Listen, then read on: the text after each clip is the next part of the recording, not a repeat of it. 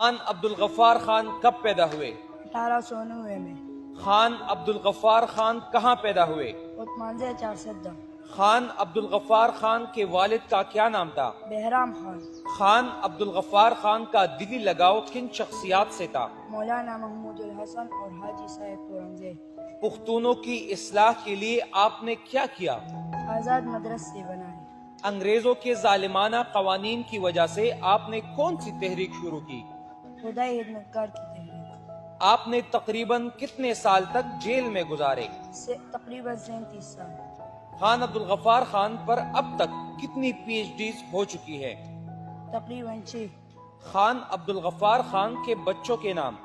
عبدالغنی، عبدالولی، عبدالعلی، مرتاج اور سردارو خان۔ خان عبدالغفار خان پر کتنی کتابیں لکھی جا چکی ہیں؟ سینکڑوں۔ خان عبدالغفار خان کی تاریخ وفات؟